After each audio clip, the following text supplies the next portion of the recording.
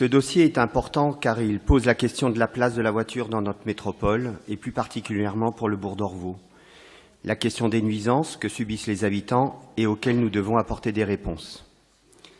Un des éléments majeurs de l'étude sur le contournement est, rappelons-le, le passage de 10 500 à 12 500 véhicules qui transitent dans le bourg chaque jour en semaine, soit 80% du trafic total, apportant dégradation de la qualité de vie, pollution, bruit et insécurité pour les piétons, cyclistes ou encore les enfants. Or, les réponses qui sont apportées dans cette délibération ne nous conviennent pas.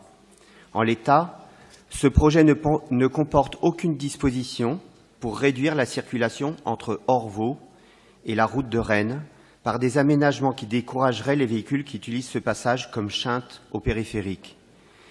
Ces aménagements sont réalisables dès maintenant et pourraient tout de suite avoir des effets sur la circulation dans le bourg d'Orvaux. Notre objectif doit être d'apaiser la circulation, pas d'inciter le trafic automobile. Or, c'est tout le contraire qui semble se profiler.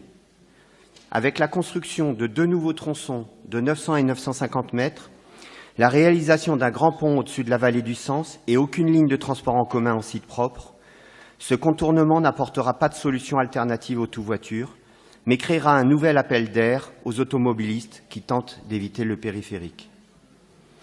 Très vite, ce contournement risque de devenir lui-même saturé. On l'a déjà vu avec les ponts pour traverser la Loire par le passé, avec comme suite logique un nouvel engorgement du bourg à court ou moyen terme. Je vous rappelle ici les conséquences insidieuses des applications, que je ne nommerai pas, qui permettent en temps réel d'indiquer le trajet le plus rapide en voiture, que ce soit par une départementale, un lotissement ou une route une voie, comme ce sera le cas avec ce projet. Le bourg d'Orvaux sera bien soulagé provisoirement d'une partie des embouteillages, mais le risque de créer une 3e voie du périphérique et de déplacer la circulation dans d'autres quartiers d'Orvaux est bien là. Nous rappelons notre attachement au développement des transports en commun.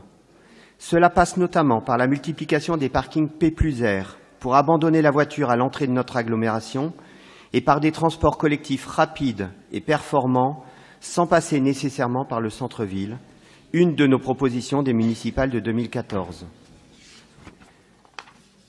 Pour les habitants et leurs déplacements du quotidien, nous devons mettre l'accent sur une politique volontariste pour développer le covoiturage. Ça a déjà été évoqué ce matin. Les déplacements doux et collectifs pour faciliter les mobiliser vers et à partir du bourg. Sur le plan environnemental, nous le disons clairement, non, il n'est pas possible d'impacter des zones humides au profit de la voiture à grands frais d'argent public. La vallée du Sens et la vallée de la Rousselière, qui seront toutes deux impactées par ce nouveau contournement, accueillent des cours d'eau sujets à des débordements en période de pluie intense. Ces zones humides sont entourées de surfaces boisées avec des espèces protégées ou inscrites comme en voie de disparition par l'Union européenne. La réponse de la concertation publique sur ces aspects biodiversité préconise le choix de la variante avec le moindre impact, selon la doctrine éviter, réduire, compenser. Nous répondons que le meilleur choix est bien celui d'éviter avant de réduire et de compenser, car rien ne pourra réparer la dégradation de milieux naturels précieux dans la sauvegarde de la biodiversité. Sur le plan climatique, enfin, comme l'a rappelé notre collègue Julie lors du vœu tout à l'heure, l'urgence climatique dans laquelle s'engage notre métropole doit se retrouver dans les actes et dans une cohérence de l'ensemble de nos politiques publiques.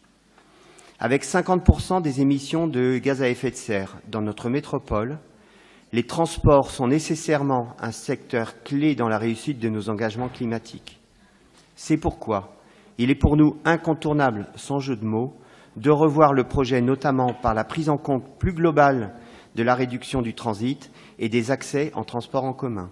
Et pour toutes ces raisons, nous voterons contre cette délibération.